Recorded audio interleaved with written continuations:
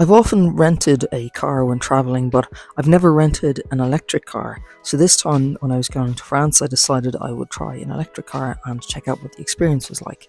Initially, I had rented a Tesla Model Y, and upon booking, I didn't get that. So this is my travel experience with the Mustang Mach-E, some of the charging network, and the south of France.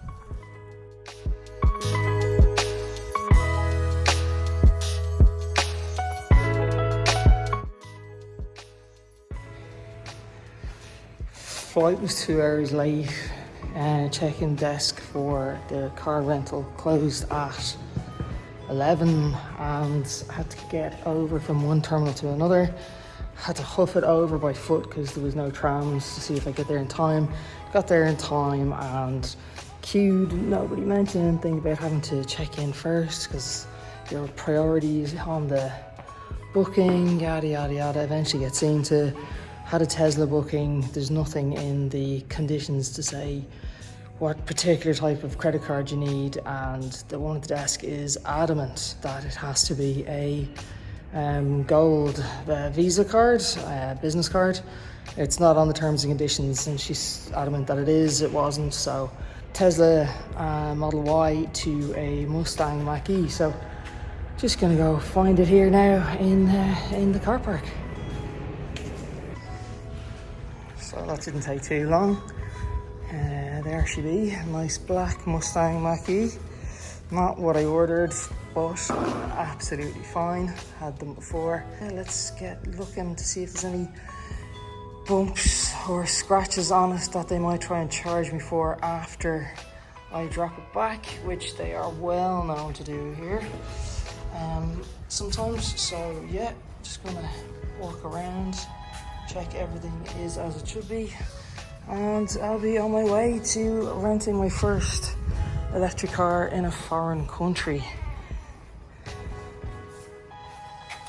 Alright, here's the first dent on the door. This is pickup day, and that's the first scratch or dent I've seen.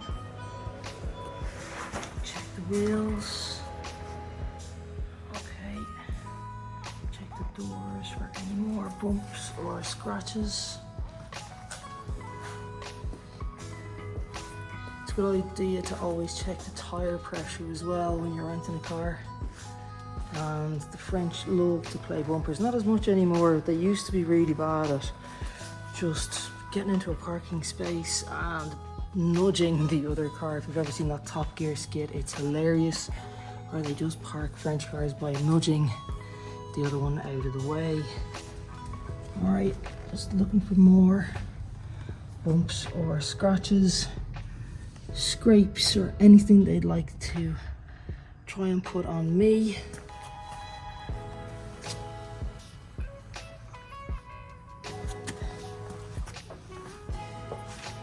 Charge me for it. So far we're looking okay.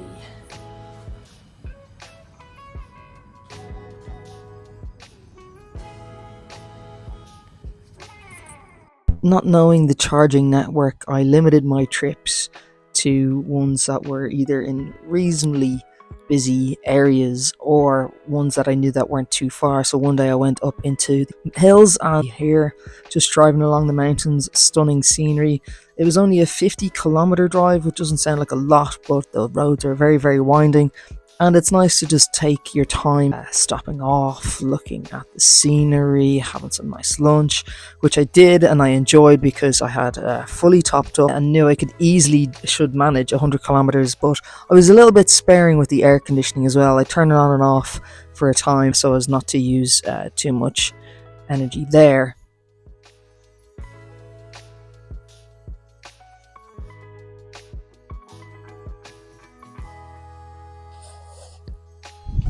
So in the end, I got on quite well with the Mustang Mach-E. I have driven it before, but in the south of France, they prefer to have much smaller cars because of the availability of space down here is restricted. They prefer to have much smaller cars, or cars that you don't care about that might have lots of dings and dents. Getting used to the space that you have here. It's quite a big car really, and it fits in on Irish roads.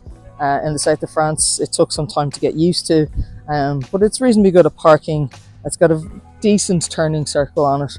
I would leave it into slow charge overnight, and I found that to be quite amenable. The space inside, as I say, is huge. In the cabin, it's very good. It's very comfortable. I had a couple of passengers. I did a couple of trips to drop-offs to the airport as well.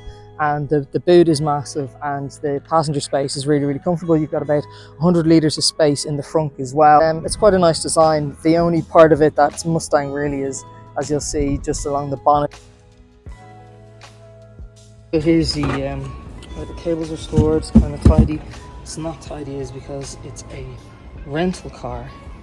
It's tied into the back seat, so you've got this massive mess of cables.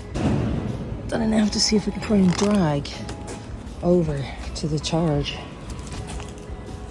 point, because it goes from the boot, and with a Mustang Mach-E it happens to be at the front, so it's not very convenient. So I'm going to see if this works.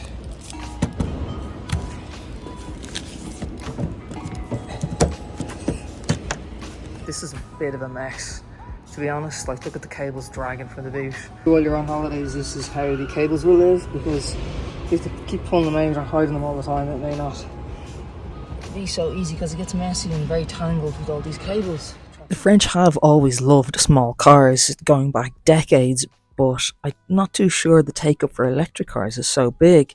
In the shopping centre here, you can see an example of some of these small electric cars that they had on display, and look at these prices. 15, 16, 17,000 euro. I love this little grey one here. This one is so cool, and I saw someone driving it, and the sound out of that exhaust, So here's all the settings on your infotainment screen, your Apple CarPlay, your Android Auto. You've got your media, Bluetooth. You've got some games here as well to play while you're charging. You can set up your user profile. Your drive modes are here: active, untamed, whisper. You've got regenerative braking as well. So I took off one pedal drive. It just makes me feel seasick. I really don't enjoy one pedal drive at all. You've got your valley mode, which restricts it when you get somebody else to drive your car somewhere. And so you've got heated seats, and you've also got a heated steering wheel. That'll be nice in the winter, but again, it will also eat an awful lot of juice.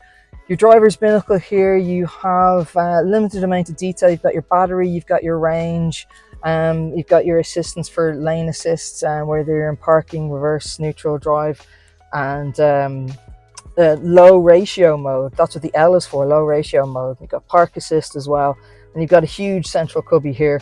A couple of times I was using the wireless charging pad, but what I found was that 40-minute drives and the phone would be absolutely boiling. So hot. So I kind of tended to try and put my sunglasses there to remind me not to use the wireless charging pad and to use a USB cable instead. You got two cup holders here, plenty of cubby space dotted all around, and again, I love this soundbar from the Bang & Olufsen stereo. It is really, really good. You've got a cubby under here, you've got a 12-volt charger, you've got two USBs in the back, as I was saying, and you've got a USB-C in the front, USB-C in the back, a USB in the front. And overall, it's not a bad package. It's very, very expensive. If you want space, if you're really looking for tons and tons of space and comfort, renting an electric car is still a little bit of a daunting exercise.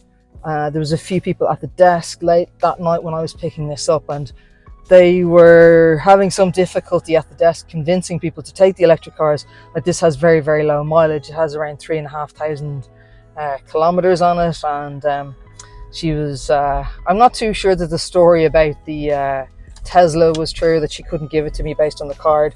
One of the other tellers came up and tried to help her and was pointing to something, and she just didn't want to know. She was just like, no, you just can't get the Tesla on this card. You're just going to have to take the Mustang Mach-E. And she was really the hard sell on it, but I was perfectly happy taking it. I've driven it before, I understand the car, I know how it works and how charging works. It's just I've done all my research and preparation based on a completely different vehicle, a completely different charging network, and the areas are different.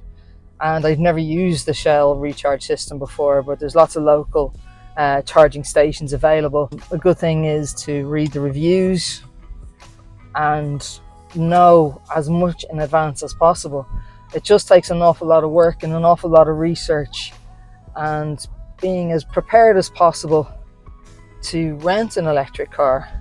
If you just don't know the area, if you just don't understand it yet, it takes an awful lot of work. And when you're on holiday, maybe that's of interest to some people. I think electric drivers are early adopters and they're interested in seeing how it works. In general, for most people when they go on holidays, I think they want to take a break and they just don't want the added stress, perhaps. I found this to be a reasonably enjoyable experience. I was quite tired when I first got in. It was late at night. The flight had been delayed by 2 hours as well, which just didn't help. But anyway, here we are. This is quite reasonably good. Considering its size, it's reasonably good at getting in and around tight corners. The shopping centre is definitely designed around a Renault Clio, a Fiat 500, and there's loads of Abarths. And I saw a really nice 172 down here as well. Clio 172. It's in bits, but I'd say the owner still has a lot of fun. It's taking everything out of the cage and it's great. So here we go. Just go to the parking down here.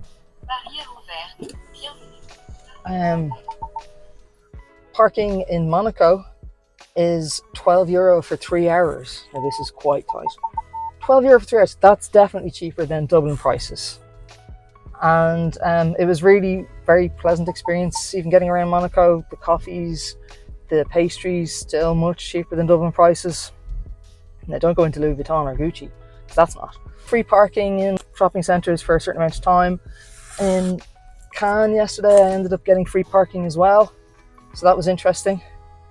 I think it's because the La Croisette is nearly 300 kilometers later. I dropped the car back. I was definitely charged for only having 65% of battery, which, as I said again, the girl at the desk just told me it didn't matter, that I had to have it fully charged. I should have known better. I was extremely tired at the time. Overall, the car was perfectly fine. It's just learning the location and the charging facilities available to you, and you're going to pay for it in advance.